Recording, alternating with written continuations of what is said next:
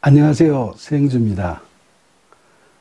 여러분, 교회에 다니다 보면 심령이 가난하다, 더 쉽게 말하면 마음이 가난하다는 말을 설교나 대화 중에 자주 듣게 되는데, 이 말을 들으면 어떤 생각이 나세요?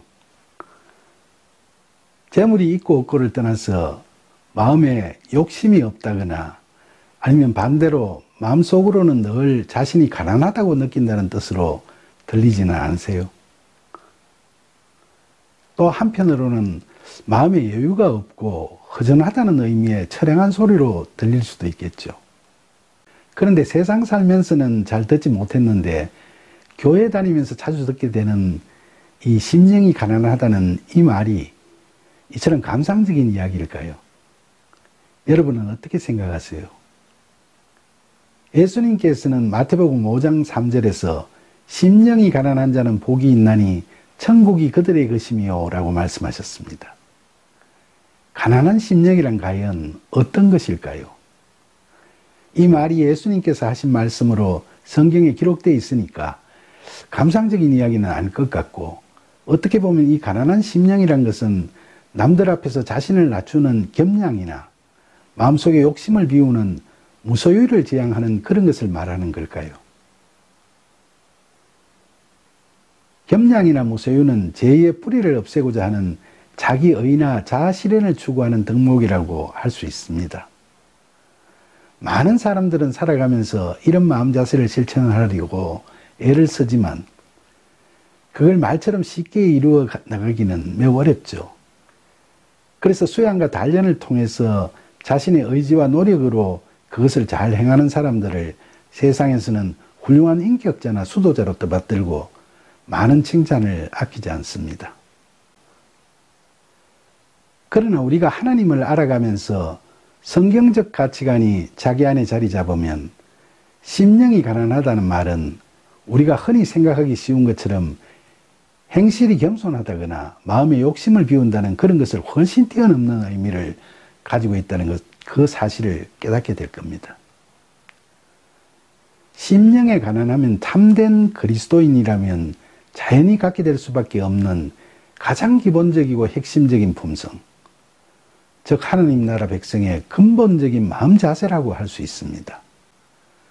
성경을 보면 심령이 가난한 것이 어떤 것인지를 누가복음 18장 9절로 14절에 나오는 바리새인과 세리에 대한 비유의 이야기에서 잘 알 수 있죠.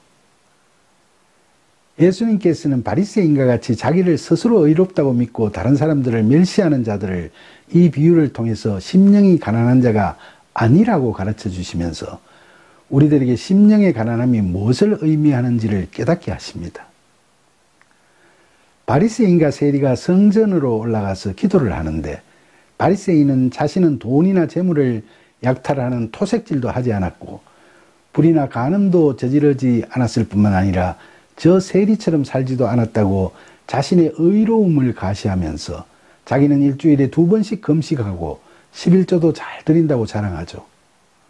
과연 이런 사람이 심령이 가난한 사람이겠습니까? 이에 반해서 세리는 멀리 서서 감히 눈을 들어 하늘을 쳐다보지도 못하고 다만 가슴을 치면서 하나님이여 저를 불쌍히 여기소서, 저는 죄인이로소이다 라며 자기 고백과 회개의 기도를 드리죠. 그 당시 세리들은 대부분 부정축제로 백성들의 빈축을 사던 사람들입니다. 여기서 예로 들는 이 세리도 그런 사람들 중에 한 사람이라고 할 수 있겠죠. 그러나 예수님께서는 이 비유에서 자신의 의를 드러내는 바리새인이 의로운 자가 아니라 바로 자신의 죄를 뉘우치고 회개의 기도를 드리고 있는 이 세리를 의로운 사람이라고 말씀하셨던 겁니다. 이처럼 자신의 죄를 하나님께 고백하고 회개하며 한없이 낮아지는 자가 바로 심령이 가난한 자라고 할 수 있겠죠.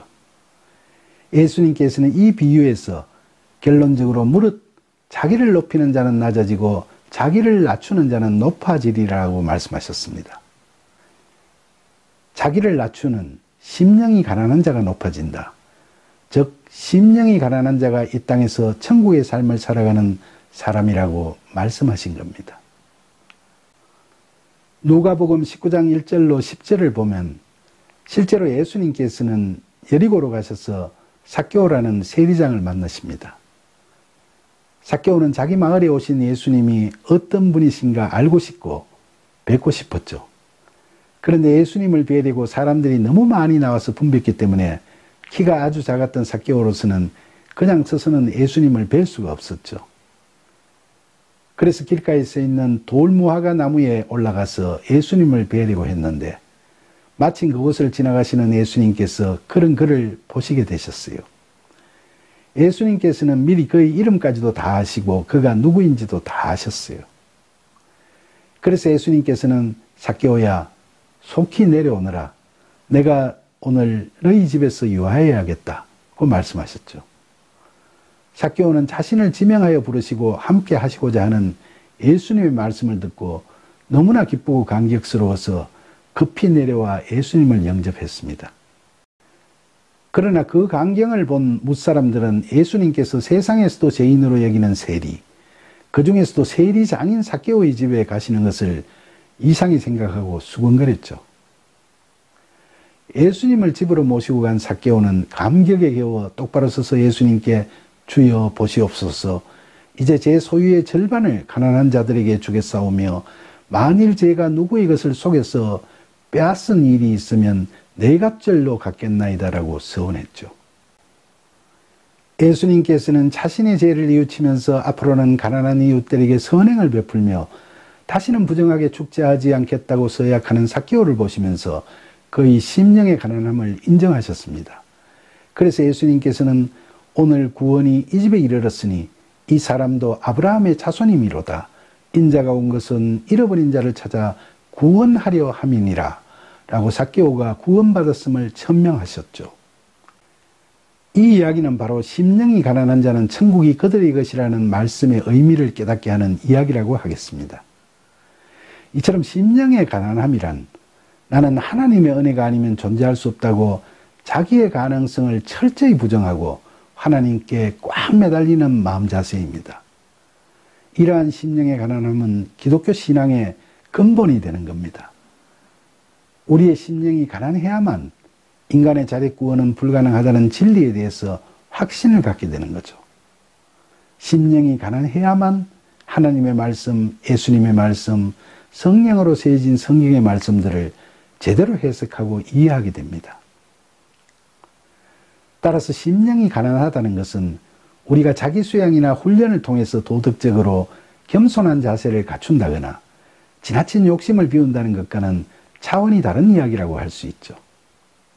우리가 도덕윤리를 세상을 살아가면서 지켜야 할 율법으로 생각하고 오로지 내 의지와 힘으로 이것들을 잘 지켜서 사람들로부터 그리고 더 나아가서 하나님께로부터 칭찬받는 사람이 되겠다고 결심하는 것은 오히려 심령이 부유한 것이고 그런 사람에게는 결코 천국이 자신의 것이 될 수가 없을 겁니다. 심령의 가난함은 우리가 자신의 심령을 가난하게 해야겠다는 우리 자신의 의지와 노력으로 되는 것이 결코 아닙니다. 무엇보다 우리 존재에 대한 바른 깨달음이 필요한 거죠.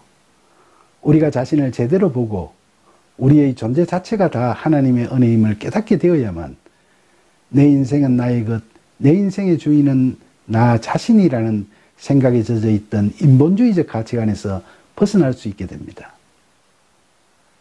우리의 가치관이 성경적으로 바뀌어져야만 나의 나 된 것은 다 하나님 은혜이고 그 은혜가 없는 나는 아무것도 아니라고 자기 자신을 철저하게 부정하게 되고 하나님께 꽉 매달리는 마음이 우리 안에 분명히 자리 잡게 됩니다. 그래야만 우리 안에서 가난한 마음이 넘쳐날 수 있게 되는 겁니다. 그런데 인간은 본능적으로 자기 의나 자기 사랑이 너무나 강하기 때문에 자신의 의지와 노력으로 심령을 가난해지게 할 수가 없습니다.